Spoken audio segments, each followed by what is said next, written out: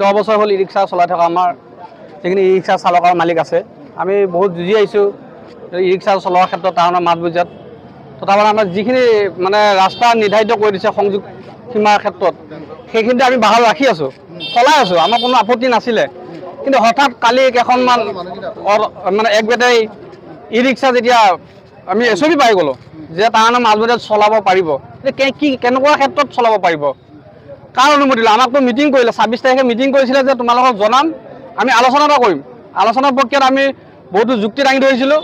যে আপোনালোকৰ চিনাক্তকৰণৰ কাৰণে এটা চিম্বল দিব গাড়ী 100খন লাগে 50খন লাগে টাউনৰ মাজমজিয়াত কেনেকৈ চলিব লাগে আমাৰ সমিতিৰ তৰফৰ পৰা আমি ডেইলি পাৰ ডে 100খন গাড়ী চলোৱাৰ সুবিধা আমি কৰি দিম বুলি আমি প্ৰতিশ্ৰুতি দি আহিছিলোঁ আৰু বাইদেউৰ ওচৰত কোৱা হৈছিলে আজি পৰ্যন্ত বাইদেৱে মিটিং কৰিম বুলি কৈ মিটিং নিদিয়াৰ চৰ্তত আমি শুনিবলৈ পালোঁ আৰু SOP পালোঁ কালি শুনিছিলোঁ যে মিডিয়াত বাইদেউৰ ওচৰত গৈছিলোঁ নীতিশা বাইদেউৰ ওচৰত বাইদেউক সুধিছিলোঁ কৈছে তোমালোকৰ ক'ত সেইখন ক'ত লেটাৰখন ক'ত পাৰ্মিশ্যনটো ক'ত কৈছে পাৰ্মিশ্যন নাই আমি মিডিয়াত শুনিছিলোঁ কিন্তু কালি হঠাৎ পাৰ্মিশ্যন ওলাই গ'ল কিন্তু যিসকল এক বেটাৰী চলাব পাৰ্মিশ্যন দিছে 60খন এইখিনি কালি জন্ম হোৱা কিন্তু আমাৰ সংগঠন আমি ৰেজিষ্ট্ৰেশ্যন কৰা সংগঠন আমি 10-12 বছৰ গাড়ী চলাই আছোঁ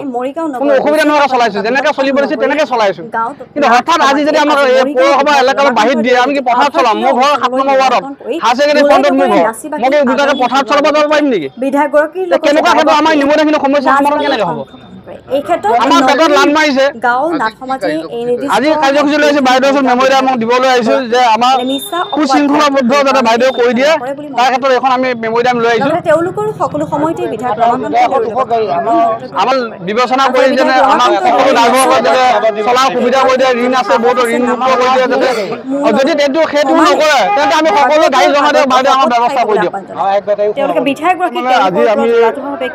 10-12 বছৰ ধৰি সেই সময় কোনো বহুত ঘাট প্ৰতিঘাত আমি পাৰ কৰাইছোঁ ইয়াত বহুত সংঘাত হৈ গৈছে আমি বহুত মানে MLAক আমি দৰখাস্ত দিছোঁ DC মহলক দিছোঁ ADC দিছোঁ আগতে আপোনাৰ SP দিছোঁ আপোনাৰ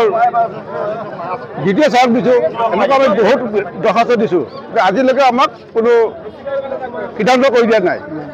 যোৱা 22/7/2025 তাৰিখে এখন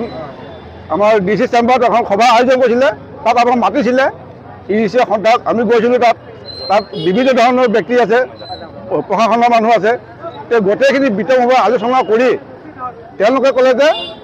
আপোনালোকৰ অনুজ্ঞা পত্ৰ লাগিব লাইচেঞ্চ লাগিব এইখিনি সকলোখিনি যোগাৰ কৰক আপোনালোকৰ 40 দিন সময় দিয়া আছে তাৰপিছত আমি আকৌ এদিন বহি পেলাই আপোনালোকৰ আমি এটা বিবেচনা কৰি আমি টাউনৰ মাজত যদি চলাব পাৰোঁ আমি এটা পৰামৰ্শ আগবঢ়াম বুলি আমি আপোনালোকক আশ্বাস দিছোঁ সেইমতে আমি ৰৈ আছোঁ যোৱা আজি পৰহি দিনা আমি এটা এই নিউজ পালোঁ ব্যৱসায় খণ্ডে এখন মানে সভা পাতিছিলে ৰাজহুৱা সভা পাতিছিলে সেই সভাত তেওঁ আমি শুনিব পাইছোঁ যে এই বেটাৰী চলিত ই ৰিক্সা তাৰমানে অটো বেটাৰী আৰু পেট্ৰলৰ অটো বিলাক 90খন চলোৱাৰ সিদ্ধান্ত কৰিছে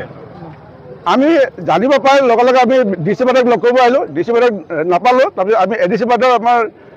এই সাক্ষাৎ কৰা হ'ল ADC বাইদেউ আমি সুধিছিলোঁ তেখেতে ক'লে তোমালোকৰ তথ্য ক'ত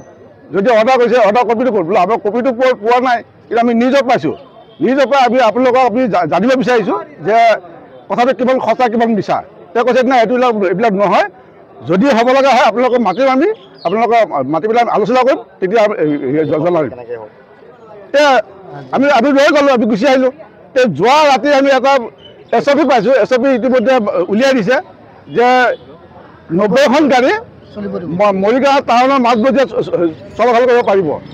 গতিকে সেইকেইখন ই ৰিক্সাই আৰু আমাৰ কেইখন ই ৰিক্সাই বেটাৰী জাতীয় গাড়ীয়ে সেইকেইখন যদি মেইন ৰাস্তাত চলিব পাৰে আমাৰ গাড়ী কিয় চলিব নোৱাৰিব আমি কি কৰিম আমাক